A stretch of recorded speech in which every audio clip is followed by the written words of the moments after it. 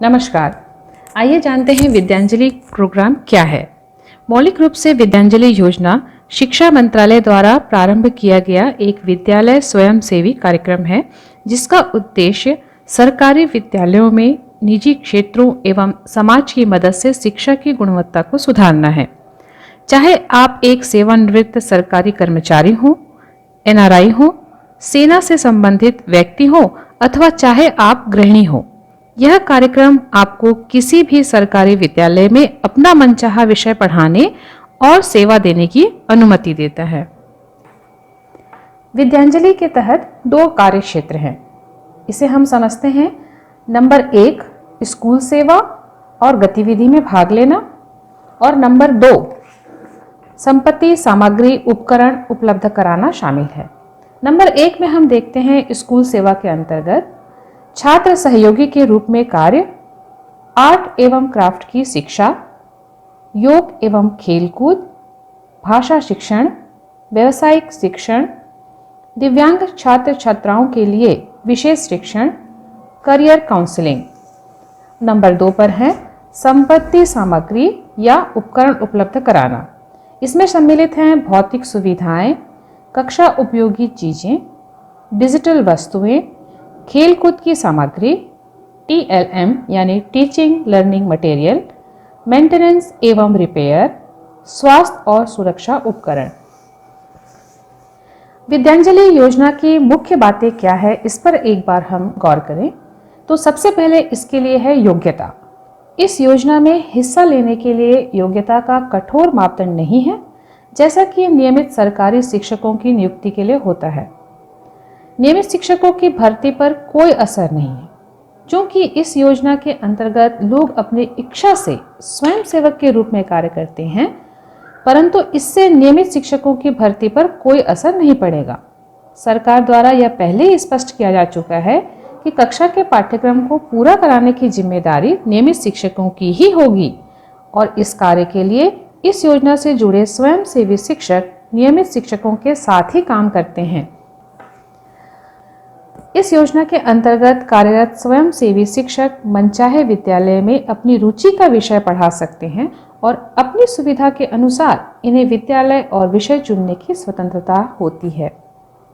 भारत सरकार द्वारा इस योजना को 2016 से 21 जिलों में 2200 सरकारी विद्यालयों में लागू किया जा चुका है, और इस कार्यक्रम में प्राथमिक और उच्च प्राथमिक शिक्षा, जो कि कक्षा 1 से 8 तक की होती है, उसको सम्मिलित किया गया है।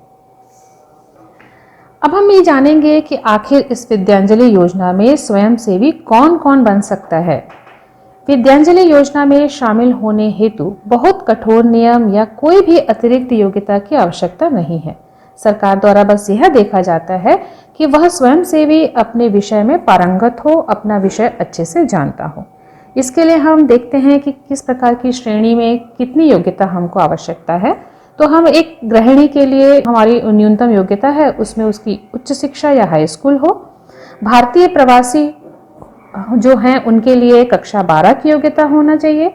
अगर कोई सेवानिवृत्त या पेशेवर व्यक्ति है तो उसके लिए न्यूनतम योग्यता स्नातक की है। साथ ही अगर कोई एनआरआई है तो उसके पास OCI कार्ड अवश्य हो। विद्यांजलि योजना से हम किस प्रकार जुड़ सकते हैं? सबसे पहले vidyanjali.education.gov.in पर जाएं। इस पोर्टल या मोबाइल ऐप पर लॉगिन करें। अगर आप इस पर रजिस्टर्ड नहीं हैं तो पहले स्वयं को रजिस्टर्ड करें।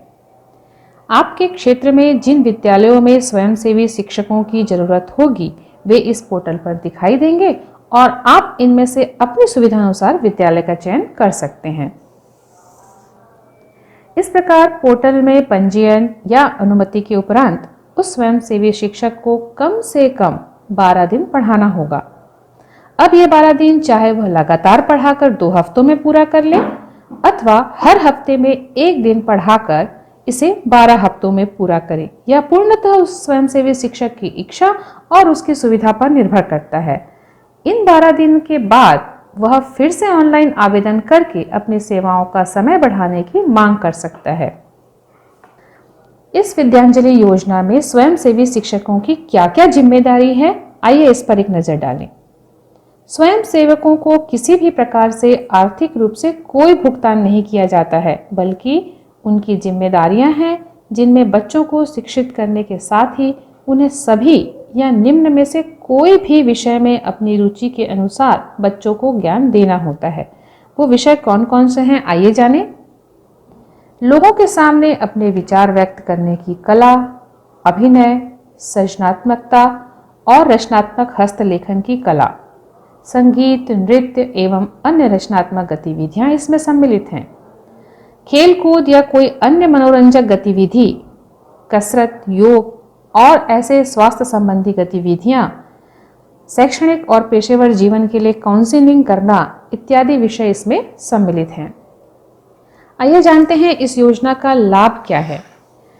ऐसे लोग जो विभिन्न शैक्षणिक योग्यता रखते हैं और अन्य क्षेत्रों में भी उनके पास जानकारी देने के लिए सेवा भाव है और उस सेवा भाव से वो लोगों की सेवा करना चाहते हैं, इस प्रकार के लोगों द्वारा बच्चों को विविध क्षेत्र का ज्ञान उपलब्ध कराना और ये ऐसे देश के विकास में एक महत्वपूर्ण चरण साबित हो सकते हैं।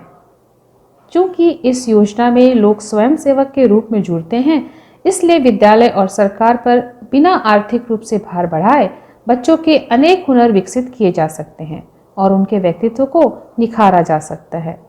साथ ही इससे बच्चों में रोजगार में मददगार शिक्षा लेकर उनके भविष्य को भी उज्जवल बनाने का प्रयास किया जा सकता है।